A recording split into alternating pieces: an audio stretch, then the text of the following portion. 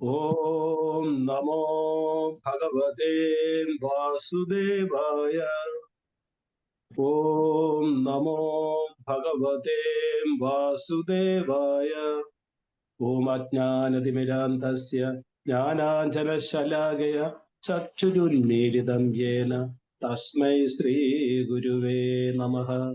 ശ്രീചൈതന്യമനോഭീഷ്ടം സ്ഥാപിതം യേന ഭൂതലെ സ്വയം രൂപ കഥാ മഹ്യം ദദാതി സ്വപദാന്തികം. വന്ദേഹം ശ്രീഗുരോഃ ശ്രീയുതപദകമലം ശ്രീഗുരൂൻ വൈഷ്ണവാംച.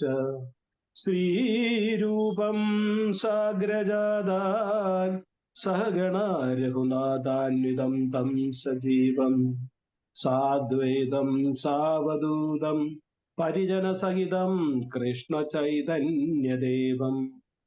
ശ്രീരാധാ കൃഷ്ണപാദാൻ സഹഗണ ലളിതാ ശ്രീവിശാഖാന്വിതാം ച. ഹേ കൃഷ്ണ കരുണാ സിന്ധു ദീനബന്ധു ജഗൽപദേ ഗോപേശ ഗോപിക കാന്ത ശ്രീരാധാകാന്ത നമസ്തുതേ. തപ്തകാഞ്ചന ഗൗരാംഗി ശ്രീരാധേ വൃന്ദാവനേശ്വരി വൃഷഭാനുസുതേ ദേവി പ്രണമാമി ഹരിപ്രിയേ.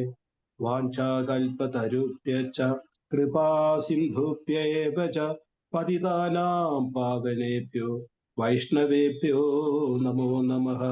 നമോം വിഷ്ണുപാദായ കൃഷ്ണപ്രേഷ്ഠായ ഭൂതലേ ശ്രീമതേ ഭക്തിവേദാന്ത സ്വാമിന്നിധി നാമിനെ. നമസ്തേ സരസ്വതേ ദേവേ ഗൗരവാണി പ്രചാരിണേ നിർവിശേഷ ശൂന്യവാദി പാശ്ചാത്യദേശതാരിണേ. ശ്രീകൃഷ്ണ ചൈതന്യ പ്രഭു നിത്യാനന്ദ ശ്രീ അദ്വൈത ഗദാധർ ശ്രീവാസാദി ഗൗരഭക്തവൃന്ദ. ഹരേ കൃഷ്ണ കൃഷ്ണ കൃഷ്ണ ഹരേ ഹരേ. ഹരേ രാമ രാമ രാമ ഹരേ ഹരേ.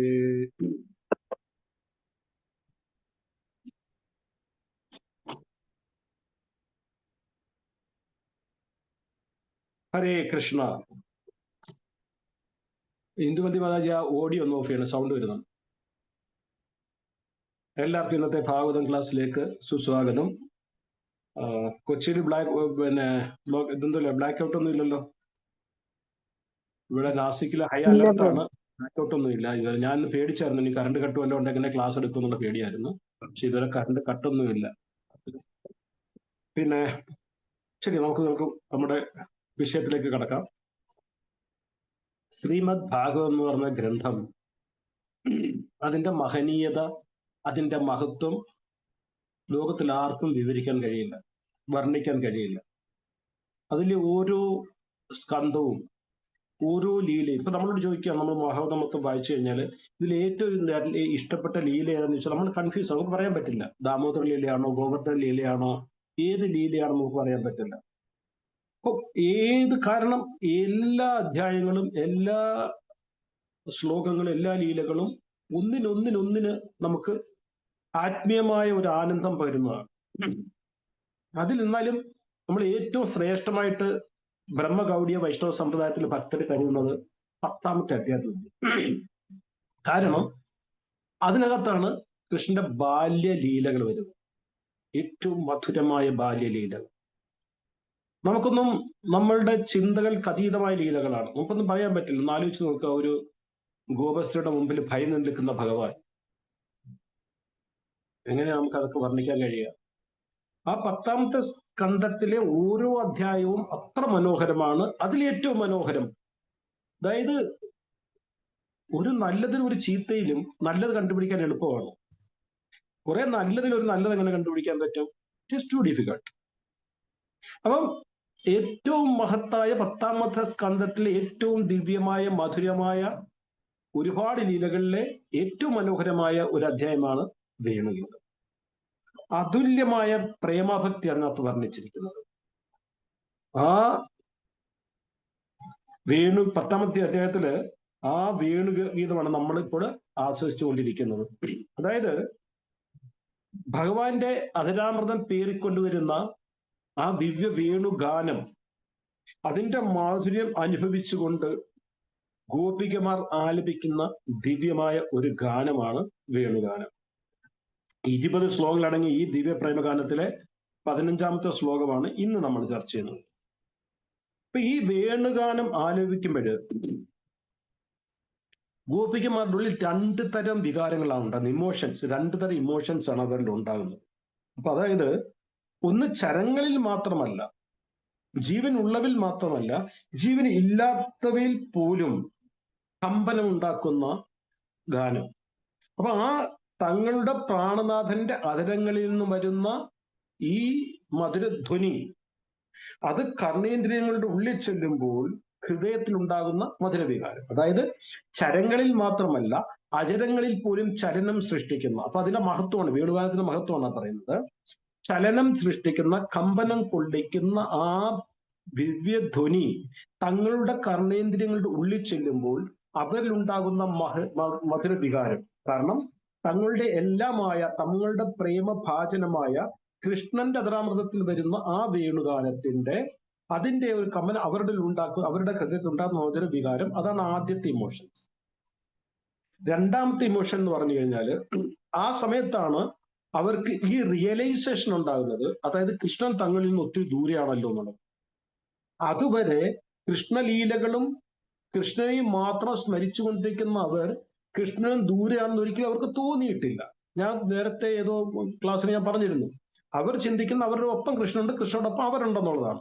പക്ഷെ ഈ വേണുഗാനത്തിന്റെ ധ്വനി കേൾക്കുമ്പോഴാണ് അവർക്ക് മനസ്സിലായി, അയ്യോ കൃഷ്ണൻ വൃന്ദാവനത്തിനുള്ളിലാണ്, നമ്മൾ ഇവിടെ വന ഗ്രാമത്തിലുമാണല്ലോ എന്നുള്ളത്.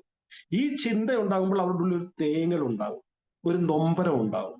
ഇപ്പൊ 2 തരം വികാരങ്ങൾ, ഒരു സന്തോഷം, ഒരു ദുഃഖം. ഇത് എഴുതിയപ്പം എനിക്ക് ഓർമ്മ വന്നത്, ഞാൻ പട്ടാളത്തിന് ആർമിയിൽ ചേരുന്ന 1984 അപ്പൊ 84 എന്ന് പറഞ്ഞാൽ നിങ്ങൾക്കറിയാം, അന്ന് യാതൊരു കമ്മ്യൂണിക്കേഷനും ഇല്ല.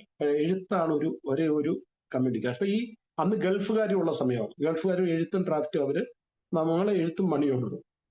ഈ എഴുത്ത് കിട്ടുമ്പോൾ പട്ടാളക്കാരുടെയും ഗൾഫുകാരുടെയും ഭാര്യമാർക്കുണ്ടാകുന്ന, അല്ലെ അമ്മമാർക്കുണ്ടാകുന്ന ഒരു സന്തോഷം, തങ്ങളുടെ ഭർത്താവിന്റെ അല്ലെങ്കിൽ തങ്ങളുടെ മകന്റെ എഴുത്ത് വന്നുള്ളത്. പക്ഷെ അത് വായിച്ചു കഴിയുമ്പോൾ അവർക്കുണ്ടാകുന്ന വിഷമം. കാര്യം ഓണത്തിന് അവരില്ലല്ലോ, വിഷുവിന് അവരില്ലല്ലോ, കുട്ടിയുടെ പേരിടിന് അവരില്ലല്ലോ, ചില കല്യാണത്തിന് അവരില്ലല്ലോ, അവരടുത്തില്ലല്ലോ എന്നുണ്ടാകുന്ന ഒരു ദുഃഖം. ഒരേ സമയം സന്തോഷവും ഒരേ സമയം ദുഃഖവും. അതിലൊക്കെ എത്ര പരമമായ ലെവലിലാണ് ഗോപികമാർ. നമ്മൾക്ക് ഭൗതികമായ തുലനം ചെയ്യാൻ വേണ്ടി ഞാനത് പറഞ്ഞെന്ന് മാത്രമേ ഉള്ളൂ.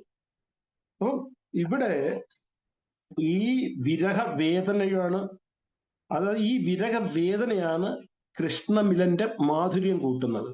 അതായത് രാവിലെ കൃഷ്ണൻ പോയി കഴിയുമ്പോൾ, വൃന്ദാവനത്തിൽ പോയി കഴിയുമ്പം പിന്നെ അവരുടെ ഒരേ ഒരു ചിന്ത എപ്പോഴാണ് സൂര്യൻ അസ്തമിക്കുന്നത്. അപ്പൊ അവർക്ക് പകൽ ഒരുപാട് ദൈർഘ്യം തീർന്നതാണ്.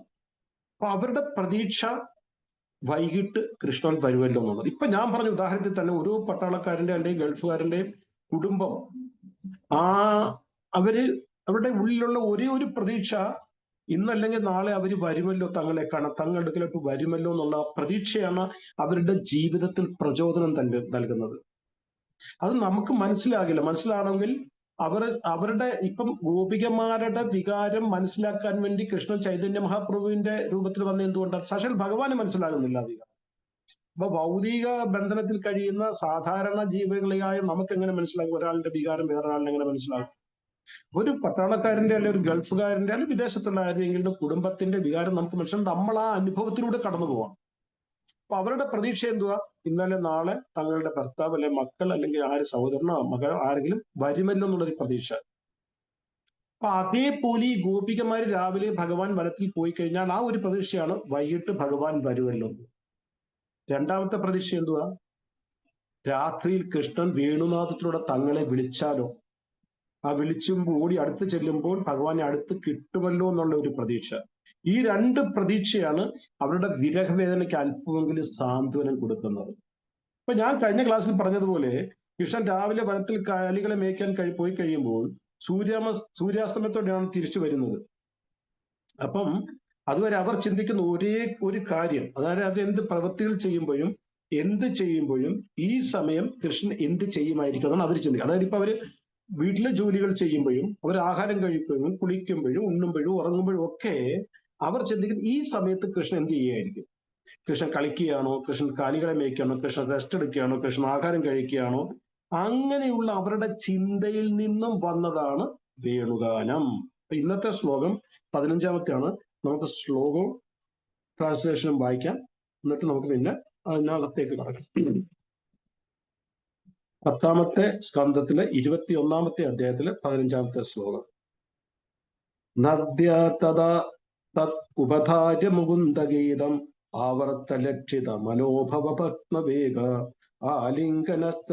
ആലിംഗനസ്തഗതി ഊർമി ഭുജൈ മുരാരേ ഗ്രഹണന്തി പാദയുഗളം കമലോപഹാരാഹ.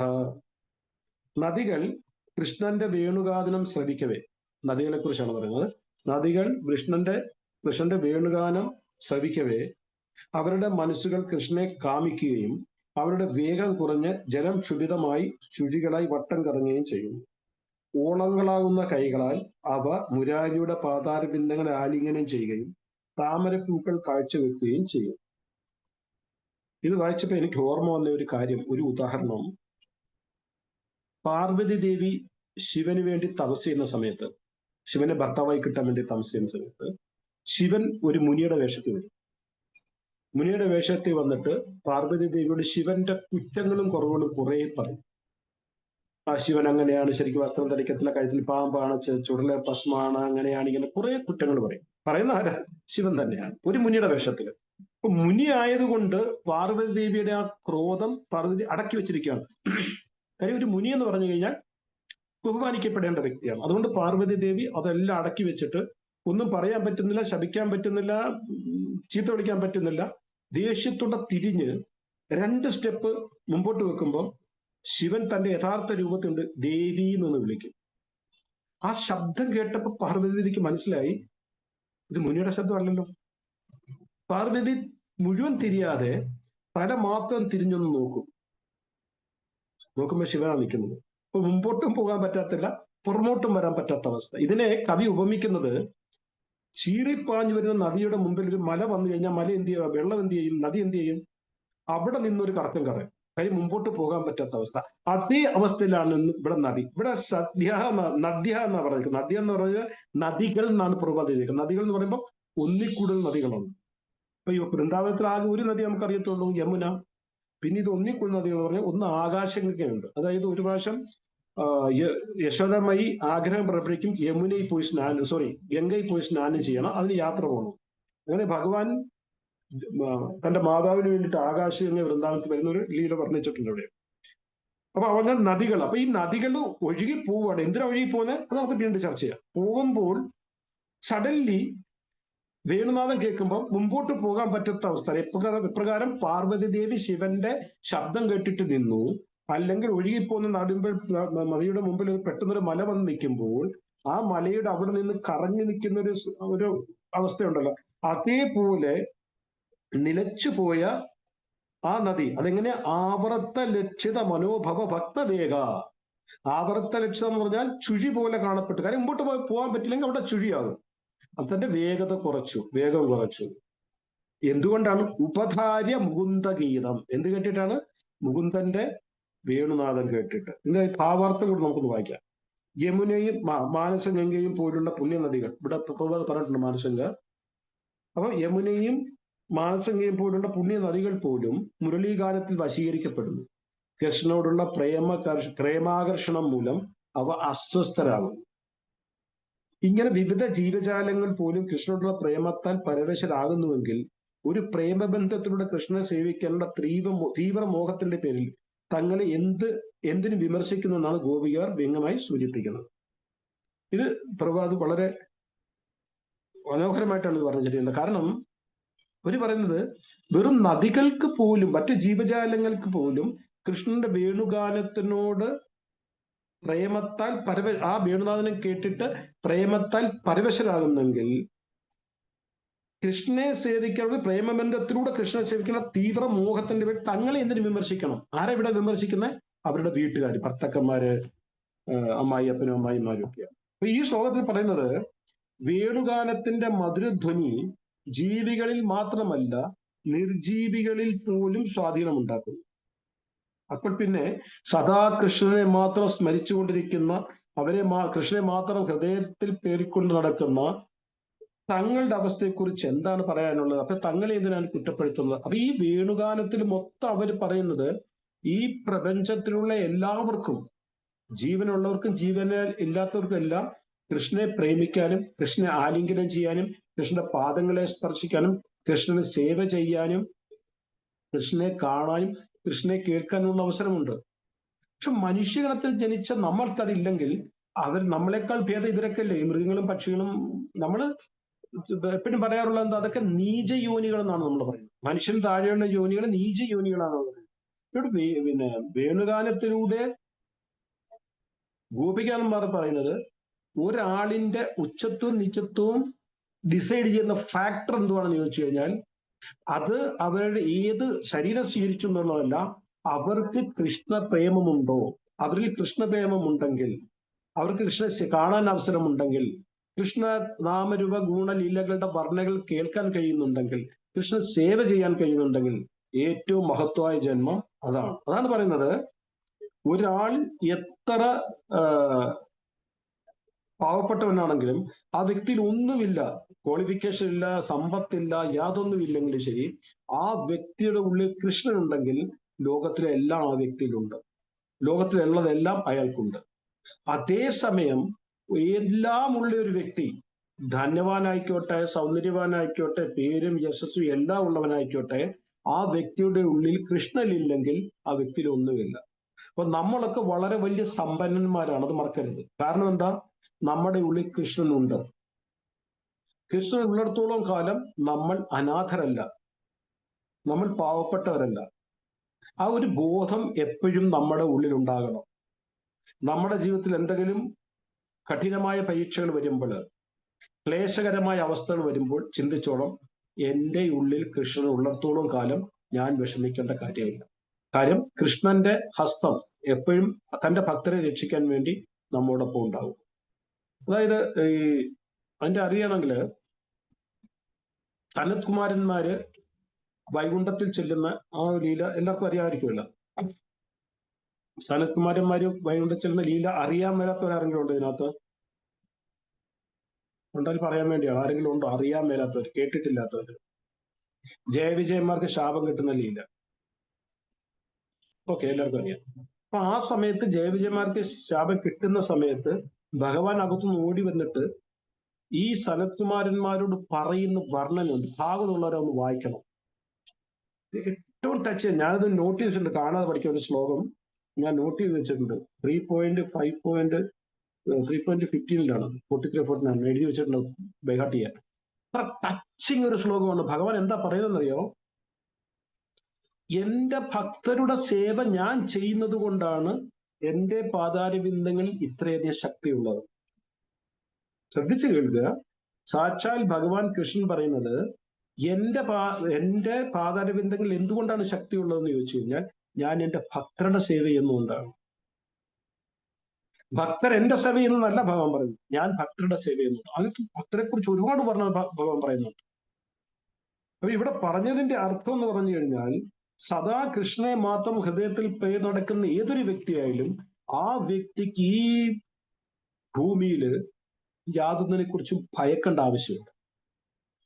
ഭയം നമ്മുടെ ഉള്ളിൽ വന്നാൽ അതിന്റെ അർത്ഥം നമ്മുടെ ഉള്ളിൽ കൃഷ്ണൻ ഇല്ല, നമുക്ക് കൃഷ്ണഭക്തി ഇല്ല, നമ്മുടെ കൃഷ്ണഭക്തി പോരാ.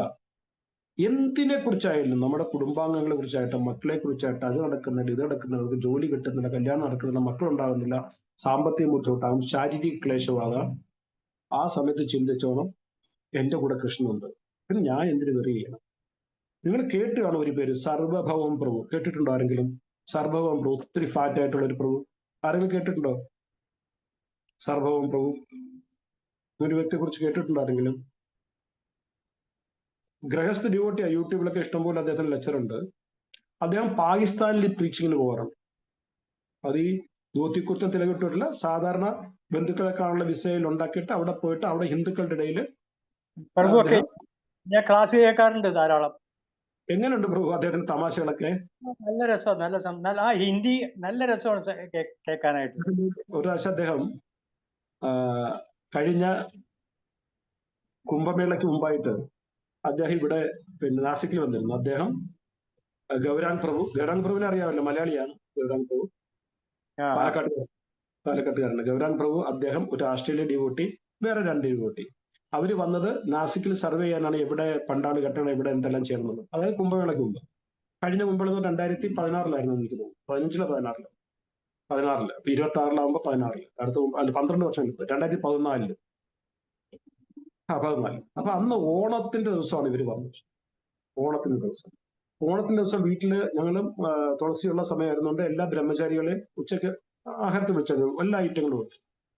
അപ്പൊ വിളമ്പിക്കൊണ്ടിരുന്നപ്പം ഞങ്ങളുടെ ഇവിടുത്തെ ഏറ്റവും വലിയ എന്താ പറയാ ബ്രഹ്മചാരി എന്ന് പറയാൻ ഭക്തനാകാൻ ശിഷ്ടാശ്രമം പ്രഭു അത് എന്നോട് ചോദിച്ചു, എക്സ്ട്രാ പ്രസാദം ഉണ്ടോ എന്ന് ചോദിച്ചു.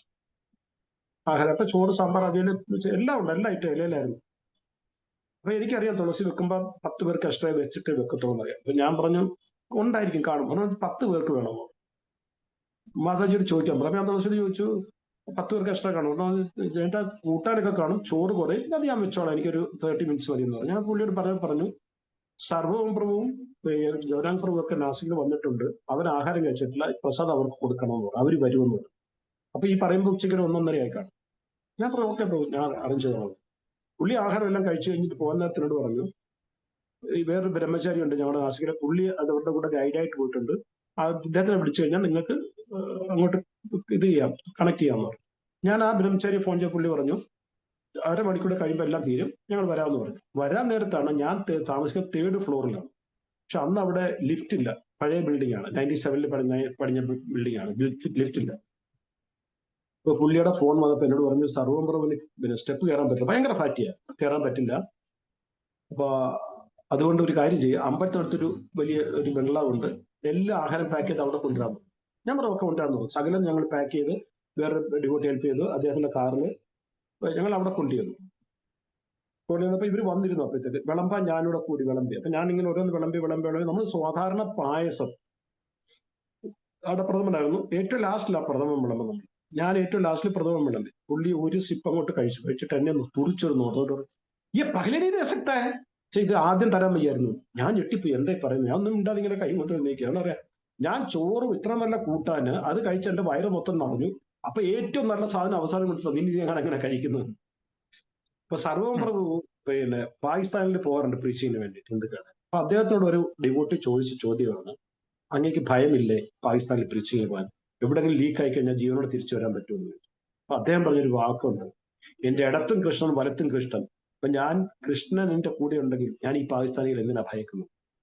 ഈ കോൺഷ്യസ്, അത് പറയാൻ വേണ്ടിയാണ് ഞാൻ ഇത്രയും പറഞ്ഞത്. ഈ അവബോധം നമ്മളിലുണ്ടെങ്കിൽ നമുക്ക് വേറെ ഒന്നിനെ ഭയക്കേണ്ട കാര്യം. അപ്പം ഇവിടെ ആദ്യത്തെ വരിയിൽ നമ്മൾ എടുത്തതാണ്, ആദ്യത്തെ വരി നമ്മൾ ഇന്നലെ ചർച്ചയാണ്. നദ്യ എന്ന് പറഞ്ഞാൽ നദികൾ, അത് അല്ലെങ്കിൽ നദി എന്നേ പറയത്തുള്ളൂ. തഥാ തത് ഉപധാര്യ, നദ്യ തഥാ തത് ഉപധാര്യ, നദികൾ അപ്പോൾ കേട്ടിട്ട്, എന്ത് കേട്ടിട്ട്? മുകുന്ദഗീതം, അതായത് വേണുഗാനം കേട്ടിട്ട് എന്താണ് സംഭവിച്ചത്? ഭക്തവേഗ, അവര് പ്രവാഹം അവരുടെ കുറഞ്ഞു. ശേഷമോ ആവർത്ത രക്ഷിത, ചുഴി പോലെ കാണപ്പെടും. അതിനെക്കുറിച്ച് ഞാൻ പറഞ്ഞു. വളരെ വേഗത്തിൽ ഒഴുകിയ നദികൾ, അത് യമുന മാനസഗംഗ നദികൾ മുരളീഗാനത്തിൽ വശീകരിക്കപ്പെട്ടു പോയി. അവരിൽ കൃഷ്ണനും ഉണ്ടാകുന്നു, അവരുടെ ഉള്ളിൽ കൃഷ്ണ പ്രേമം ഉണ്ടായി. കാരണം ഈ മുരളീഗാനം കേട്ടിട്ട് അവരുടെ ഉള്ളിൽ അന്ന് വരെ ഇല്ലാത്തൊരു വികാരം, കൃഷ്ണനോട് പ്രേമം തോന്നി. മുന്നോട്ടൊഴുകാൻ കഴിയാതെ നിശ്ചലമാവുകയും ആ പ്രവാഹം നിന്നപ്പോൾ അവിടെ ഒരു ചുഴി രൂപപ്പെടുകയും ചെയ്തു. അപ്പം പ്രേമാഭക്തിയുടെ അവസ്ഥയിൽ ഭക്തർ എന്ത് കണ്ടാലും അതിൽ അവരത് കൃഷ്ണനുമായിട്ട് ബന്ധപ്പെടും. എന്ത് കണ്ടാലും അവർക്ക് അത് കൃഷ്ണനുമായിട്ട് ബന്ധപ്പെടുത്തണം. അതിനെയാണ് ആക്ച്വലി കൃഷ്ണാവബോധം എന്ന് പറയുന്നത്. അത് കൃഷ്ണാവബോധത്തിന്റെ ഏറ്റവും ഉയർന്ന ഒരു അവസ്ഥയാണ്. അത് നമുക്ക് ഉദാഹരണം ഒരുപാട് പറയാം. അവരിപ്പോ കാർമേഘം കണ്ടു കഴിഞ്ഞാൽ കൃഷ്ണൻ നിറമായിട്ട് പറയും, താമരപ്പൂ കണ്ടു കഴിച്ചാൽ കൃഷ്ണന്റെ മുഖാരവിന്ദമായിട്ട് പറയും, പിന്നെ മയിലിനെ കണ്ടു കഴിഞ്ഞാൽ കൃഷ്ണന് ഓർമ്മ വരും, മയിലിനെ പിലി കണ്ടു കഴിഞ്ഞാൽ. തമാല വൃക്ഷം കണ്ടു കഴിയുമ്പം രാധാറാണി ഓടിപ്പോയി ആലിംഗനം ചേരുക. തമാല വൃക്ഷത്തിന്റെ തടിയുടെ നിറം വർണ്ണമാണ്. അപ്പൊ അതിനെ പോയിട്ട് ആലിംഗിച്ചു. അവർക്ക് അന്നേരം രാധാറാണിക്ക് ഓർമ്മ വരുന്നത് കൃഷ്ണനാണ്. നമുക്ക് കണ്ടു കഴിഞ്ഞാൽ ഒരു മരം അതേ തോന്നത്തുള്ളൂ. അപ്പൊ നദിയുടെ പ്രവാഹത്തിലും നദിയുടെ ഓളങ്ങളിലും അവർക്ക് കൃഷ്ണപ്രേമം കാണാൻ പറ്റി. എന്തുകൊണ്ട് നദി അവിടെ നിന്നു? നദിയൊരു ചുഴിയായിരിക്കും കണ്ടത്. അവരുടെ ഭാവിയിൽ അവർ കണ്ട ഒരു ചുഴിയാണ്. ആ ചുഴി എന്തുകൊണ്ട് സംഭവിക്കാം. പക്ഷെ അവര് പറയുന്നത് വേണുഗാനത്തിന്റെ ധ്വനികൾ അവരുടെ കർണേന്ദ്രിയങ്ങളുടെ പ്രവേശിച്ചപ്പോൾ അവരുടെ ഉള്ളിൽ കൃഷ്ണ പ്രേമം നാം വിട്ടു. ആ കൃഷ്ണ പ്രേമം വന്നു കഴിഞ്ഞപ്പോൾ ആ നദിക്ക് മുമ്പോട്ട് പോകാൻ കഴിയാതായ അവിടെ ചുറ്റി നിന്നിട്ട് തന്റെ ഓളങ്ങളാകുന്ന കൈകൾ കൊണ്ട് കൃഷ്ണപാതാര ബിന്ദങ്ങൾ അവർ ആലിംഗനം ചെയ്യുകയായിരുന്നു. അത് അടുത്ത ലൈനിലാണ് വരുന്നത്. ഞാൻ ഇതിന്റെ കൂടെ കണക്ട് ചെയ്ത് പറഞ്ഞതേ ഉള്ളൂ. അപ്പൊ നമുക്കറിയാം, ശ്രദ്ധയിൽ തുടങ്ങി പ്രേമം, ശ്രദ്ധ, സാധുസം, ഭജനക്രിയ, നിഷ്ഠ, രുചി, ആസക്തി, അതിൻ്റെ ഇടയ്ക്ക് എന്തായിരുന്നു, അനർത്ഥ നിവൃത്തി, അനർത്ഥ നിവൃത്തി, പിന്നെ ഭജനക്രിയ, അത് കഴിഞ്ഞ് ശ്രദ്ധ, സാധുസം, ഭജനക്രിയ, അനർത്ഥ നിവൃത്തി, നിഷ്ഠ, രുചി, ആസക്തി, ഭാവ് കഴിഞ്ഞാണ് പ്രേമം. പ്രേമത്തിൽ ചെന്ന് നിൽക്കുന്ന ഏറ്റവും ടോപ്പ് പ്രേമം. പ്രേമത്തിന് മുകളിലുണ്ട് 5 അവസ്ഥ പ്രേമുണ്ട്, മഹാപ്രേമം, അങ്ങനെ. അത് പക്ഷെ നമ്മുടെ ഈ ഭൗതിക ലോകത്തിലില്ല. അത് ആധ്യാത്മിക ലോകത്തിലും രാധാറാണിക്കും ഒക്കെ ഉള്ളതാണ് 5 അവസ്ഥയുണ്ട്. അപ്പൊ ഈ 9ാമത്തെ അവസ്ഥ, അതായത് ഏറ്റവും ഉയർന്ന അവസ്ഥയാണ് പ്രേമം. ഈ അവസ്ഥയിൽ തങ്ങളിലുള്ള കൃഷ്ണഭക്തി അഥവാ കൃഷ്ണപ്രേമം എല്ലായിടത്തും അവർക്ക് കാണാൻ കഴിയും. എല്ലാ ജീവജാലങ്ങളിലും കാണാൻ കഴിയും, എല്ലാ അവസരങ്ങളിലും കാണാൻ പറ്റും, എല്ലാ വസ്തുക്കളിലും കാണാൻ പറ്റും. അതാണ്. അപ്പൊ നമ്മൾ നടന്നു പോകുമ്പോൾ ഉത്സവ സ്ഥലത്തിൽ ബലൂൺ വിൽക്കുന്ന ആൾക്കാരില്ലേ, അവിടെ മുരളി ഓടക്കുള്ളിൽ കെട്ടി തൂക്കിട്ടേക്കുന്ന കാണാം. നമ്മൾ അത് നോക്കിയിട്ട് ആദ്യം നമ്മുടെ വീട്ടിൽ കുഞ്ഞുങ്ങളില്ലെന്നും പറഞ്ഞു പോകും. നമുക്ക് കൃഷ്ണ ഓർമ്മ വരില്ല. പക്ഷെ ശുദ്ധഭക്തർ അത് കാണുമ്പോൾ കൃഷ്ണനെ ഓർമ്മ വരത്തുള്ളൂ അവർക്ക്, എന്ത് കണ്ടാലും. അപ്പൊ അതാണ് ഗോപികമാര് മാനിലും പശുക്കളിലും പക്ഷികളിലും മാത്രമല്ല, അചരങ്ങളായ നദികളിലും വൃക്ഷലതാദികളിലും ഗോവർദ്ധന ശിലകളിലും മലകളിലും എല്ലാം അവർക്ക് കൃഷ്ണനെ കാണാൻ കഴിയുന്നത്. അവർ കൃഷ്ണനെ മാത്രമേ കാണാൻ കഴിയുള്ളൂ. അപ്പൊ ഈ ശ്ലോകത്തിൽ കൃഷ്ണനെ അവര് മുകുന്ദ എന്നാണ് വിളിക്കുന്നത്. ആദ്യത്തെ വരിയില് മുകുന്ദ എന്ന് പറഞ്ഞാൽ നദീ തഥ തത് ഉപധാര്യ മുകുന്ദഗീതം, മുകുന്ദന്റെ ഗീതം. കൃഷ്ണ മുകുന്ദ എന്ന് വിളിച്ചു. മുകുന്ദ എന്നുള്ളതിന് 2 അർത്ഥമുണ്ട്. ഒരർത്ഥം എന്ന് പറഞ്ഞാൽ മുക്തിൻ ദദാതി മുകുന്ദ, അതായത് ഏതൊരു വ്യക്തിയാണോ നമുക്ക് മുക്തി തരുന്നത് അതാണ് മുകുന്ദൻ. 2-3 അർത്ഥമുണ്ട്. ഒരർത്ഥം എന്ന് പറഞ്ഞു കഴിഞ്ഞാല് ആരുടെ മുഖാരവിന്ദം കാണുമ്പോഴാണോ നമ്മുടെ ഉള്ളിൽ പരമാനന്ദം ഉണ്ടാകുന്നത്, ആരെ കാണുമ്പോഴാണോ നമ്മുടെ ഉള്ളിൽ ഏറ്റവും കൂടുതൽ ആനന്ദം ഉണ്ടാകുന്നത്, അതാണ് മുകുന്ദൻ. ആരുടെ മുഖം കണ്ടാലാണോ ആനന്ദം ലഭിക്കുന്ന മുകുന്ദൻ. ആ അർത്ഥമാണ് ഇവിടെ എടുത്തിരിക്കുന്നത്. അപ്പൊ ഗോപികമാർ നദികൾ കൃഷ്ണനെ കാണുമ്പോൾ, അതായത് നദികൾ കൃഷ്ണനെ കാണുമ്പോൾ കൃഷ്ണ വേണുഗാനത്തിന്റെ ധ്വനി കേൾക്കുമ്പോൾ അതാണ് ഉപധാര്യ മുകുന്ദഗീതം. ഈ നദികൾക്കുണ്ടായ ആനന്ദം, മുകുന്ദ എന്നുള്ള വാക്ക് ഉപയോഗിക്കാൻ കാരണം കൃഷ്ണന്റെ വേണുനാഥത്തിന്റെ ധ്വനി കേട്ടപ്പോൾ അവർക്കിടെ ഉള്ളിലുണ്ടായ ആനന്ദം, ആ ആനന്ദം ഇവരുടെ ഉള്ളിൽ, ഗോപികമാരുടെ ഉള്ളിലുള്ള ആനന്ദത്തിന്റെ 1000 ഇരട്ടിയാക്കുന്നു. അതായത് തങ്ങളുടെ പ്രാണനാഥന്റെ വേണുനാഥം കേട്ടിട്ട് ഈ നദിക്ക് അവരുടെ ഉള്ളിൽ പ്രേമമുണ്ടായി. ആ കൃഷ്ണന്റെ മുഖവാരവിന്ദം കണ്ടപ്പോൾ അവരുടെ ഉള്ളിൽ ആനന്ദമുണ്ടായി. ആ ആനന്ദത്തിനെ കുറിച്ച് സ്മരിക്കുമ്പോൾ, അതായത് തങ്ങളുടെ കൃഷ്ണന്റെ മുഖാരവിന്ദം കണ്ടിട്ട് ഇവർക്ക് ആനന്ദം ഉണ്ടായല്ലോ എന്ന് ഓർക്കുമ്പോൾ അവരുടെ ഉള്ളിൽ 1000 ഇരട്ടി ആനന്ദം ഉണ്ടാകുന്നു. കാരണം ഈ സമയത്ത് അവർക്കിടെ ഉള്ളിൽ, അവരുടെ ഹൃദയത്തിൽ കൃഷ്ണ ദർശനം ലഭിക്കുന്നു.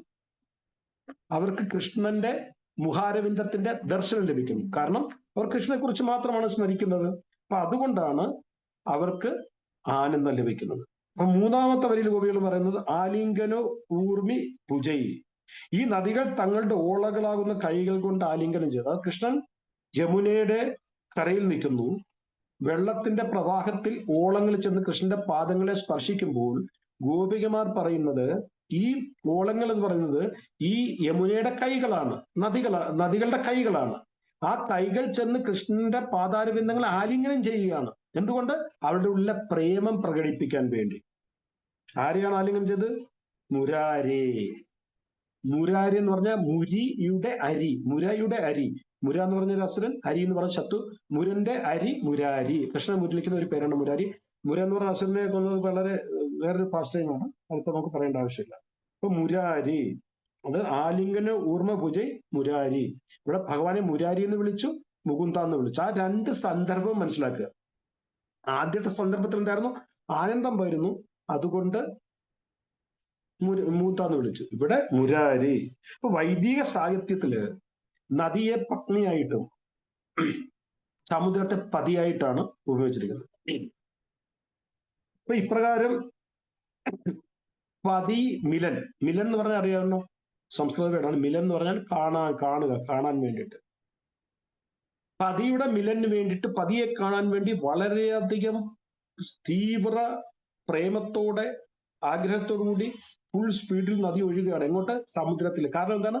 സമുദ്രം തങ്ങളുടെ പതിയാണ്. ഇവിടെ പത്നി എന്ന് പറയുന്നത് നദിയാണ്. ഇത് വൈദിക സാഹിത്യത്തിൽ പറയുന്നതാണ്. അപ്പൊ ഇവിടെ പാഞ്ഞുകൊണ്ടിരിക്കുന്ന നദികൾ ഏത് സമയം ഉപദാര്യ മുകുന്ദഗീതം മുകുന്ദഗീതം കേട്ടപ്പോൾ തന്റെ ഗതിയെ നിശ്ചലമാക്കി ഭവഭർമ്മ എന്ന് പറഞ്ഞിരിക്കുന്നത്. അപ്പൊ നദി വളരെ തീവ്രമായ ആഗ്രഹത്തോടു കൂടി സമുദ്രത്തിലേക്ക് പോവുകയാണ്. തന്റെ പതിയൊക്കെ അവിടെ പതി നോക്കിയിരിക്കുകയാണ്, എപ്പോഴാണ് തന്റെ പത്നി വരുന്നത് നോക്കി വെയിറ്റ് ചെയ്തിരിക്കുകയാണ്. അപ്പൊ ഇവിടെ ഗോപിക പറയുന്നത് ഈ നദികൾ വേണുഗാനം കേൾക്കാനും കൃഷ്ണപാദരബന്ധങ്ങൾ സ്പർശിക്കാനും തങ്ങളുടെ അതിനു വേണ്ടിയിട്ട് തങ്ങളുടെ പതിയെ കാണാനുള്ള തീവ്രമായ ആഗ്രഹത്തെ മാറ്റിവെച്ചു, അതിന് ഒതുക്കി. അങ്ങനെ ഒതുക്കി ഒഴുകാതെ നിൽക്കുമ്പോൾ ഈ നദികളെ ആലിംഗനം ചെയ്യാനായി കാത്തിരിക്കുന്ന അവരുടെ ഭർത്താക്കന്മാർ, അതായത് സാഗരം, അവരുടെ ഭർത്താവ് സാഗരം പരിഭവിക്കുന്നില്ല. എന്താ മനോഹരം, മനസ്സിലാക്കുക. അതായത് ഈ നദികൾ വളരെ തീവ്രമായ ആഗ്രഹത്തോടുകൂടി തങ്ങളുടെ പതിയെ കാണാൻ വേണ്ടി ഒഴുകി വരുന്നു. ആ നദിയെ സ്വീകരിക്കാനും ആലിംഗനം ചെയ്യാനായിട്ട് അവരുടെ ഭർത്താവ് അല്ലെങ്കിൽ പതിയായ സാഗരം, കടൽ വെയിറ്റ് ചെയ്യുന്നു. ഇത് പകുതി വഴിയിൽ വെച്ച് വേണുഗാനം കേൾക്കുമ്പോൾ ആ തീവ്രമായ ആഗ്രഹത്തെ ഉള്ളിൽ ഒതുക്കിക്കൊണ്ട് അവർ മുമ്പോട്ട് പോകാൻ വയ്യാത്ത അവസ്ഥയിൽ അവിടെ നിൽക്കുന്നു. തന്റെ ഭർത്താവിനെ ആലിംഗനം ചെയ്യാതെ കൃഷ്ണപാദാര ബിന്ദുങ്ങളെ ആലിംഗനം ചെയ്യുന്നു. ഇവരുടെ ഭാഗ്യം ഒന്ന് നോക്കിക്കേ. മാത്രമല്ല ഇവർ ഈ നദികൾ തങ്ങളുടെ ഭർത്താവിനെ ആലിംഗനം ചെയ്യാത്ത കൃഷ്ണപാദാര ബിന്ദുങ്ങളെ ആലിംഗനം ചെയ്യുമ്പോൾ അവിടെ ആ സാഗരം, ആ സമുദ്രം ആത്മനിർവൃതി അടയുന്നു. തങ്ങളുടെ ഭാര്യമാർക്ക് കിട്ടിയ ആ സൗഭാഗ്യം ഓർത്തിട്ട് തങ്ങൾക്കത് കിട്ടിയില്ലല്ലോ എന്ന് വിചാരിക്കുന്നു. പക്ഷെ ഇതൊരു സമുദ്രമാണ്, ഇതൊരു നദിയാണ്. പക്ഷെ മനുഷ്യജന്മം കിട്ടിയ നമ്മളുടെ ഭർത്താക്കന്മാര് എന്തുകൊണ്ട് അങ്ങനെ ചിന്തിക്കില്ലേ? വളരെ മനോഹരം അല്ലേ? അപ്പൊ മുരാരി ആലിംഗനം ചെയ്താൽ എന്താണ് പ്രയോജനം? എപ്രകാരം മുര എന്ന അസുരനെ വധിച്ചോ അതേപോലെ നമ്മളുടെ ഉള്ള അനർത്ഥങ്ങളാകുന്ന കാമക്രോധ ലോഭ മത മാത്സര്യങ്ങളാകുന്ന അസുരന്മാരെ ഇല്ലാതാക്കാൻ കഴിയും. എപ്പോൾ? നമ്മൾ ആ മുരാരിയെ ആലിംഗനം ചെയ്താൽ. മുരാരി എങ്ങനെ ആലിംഗനം ചെയ്യണം? നമ്മളുടെ നാമജപനത്തിലൂടെ, കൃഷ്ണ ലീലകളുടെ ശ്രവണത്തിലൂടെ, ഭാഗവത പാരായണത്തിലൂടെ നമ്മൾ ആ മുരാരി ആലിംഗനം ചെയ്താൽ നമ്മളുടെ ഉള്ളിലുള്ള അനർത്ഥങ്ങളാകുന്ന മുര എന്ന അസുരനെ വധിക്കാൻ, ഇല്ലാതാക്കാൻ നമ്മൾക്ക് കഴിയും. ആലിംഗനത്തിന് ശേഷം നദികൾ എന്താണ് പറയുന്നത്? ഗ്രഹണന്തി പാദയുഗളം കമല ഉപഹാര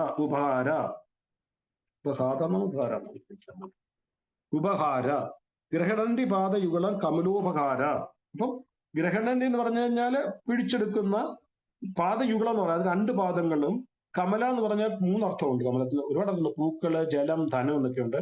ഇവിടെ ജലം, ധനം ഒന്നും അല്ല അർത്ഥത്തില്ല അവര് പറയുന്നത്. പൂക്കൾ, അതായത് താമര, ആ നദികളുള്ള താമരപ്പൂ തോളങ്ങള് ഓളങ്ങളാകുന്ന കൈകൾ കൊണ്ട് പറിച്ചെടുത്തിട്ട് അവർ കൃഷ്ണന് ഉപകാരമായി കൃഷ്ണന്റെ പാതാരബന്ധങ്ങളിൽ നദികൾ സമർപ്പിക്കുന്നു.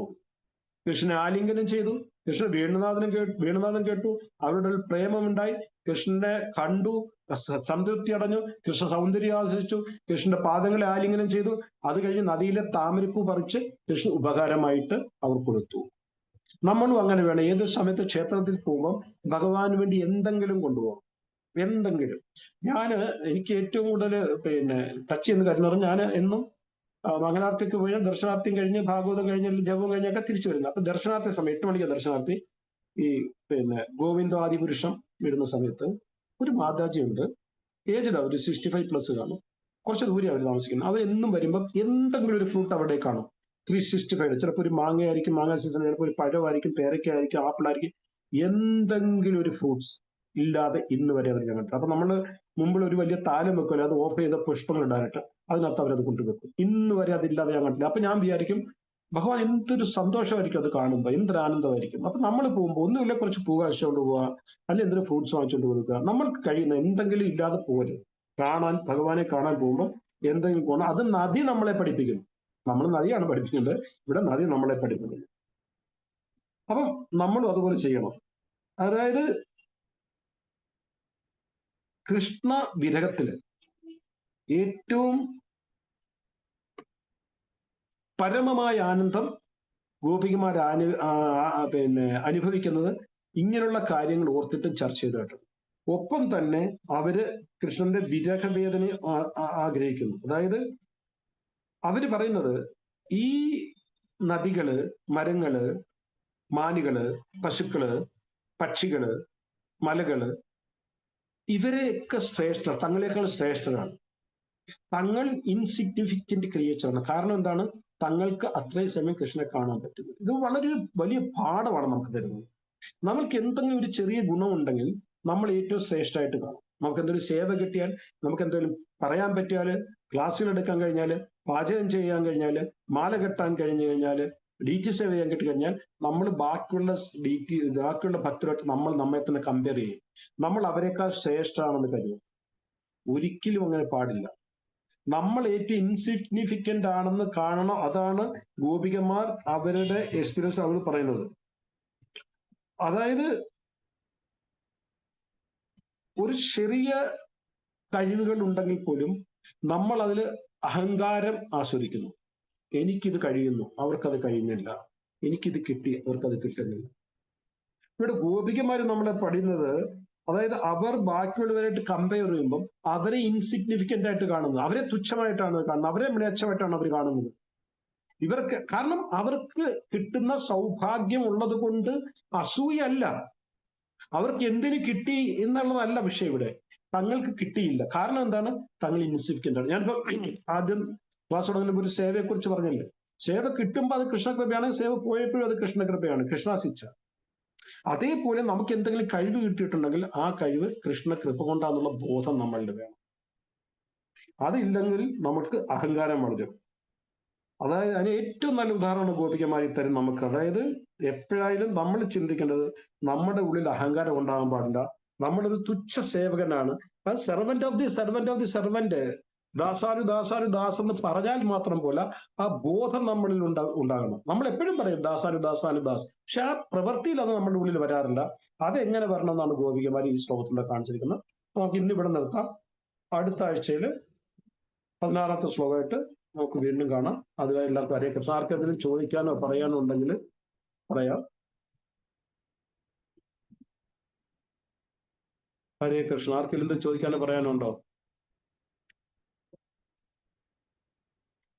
ഓക്കെ, ഇല്ലെങ്കിൽ നമുക്കിവിടെ നിർത്താം. ഹരേ കൃഷ്ണ കൃഷ്ണ കൃഷ്ണ ഹരേ ഹരേ, ഹരേ രാമ ഹരേ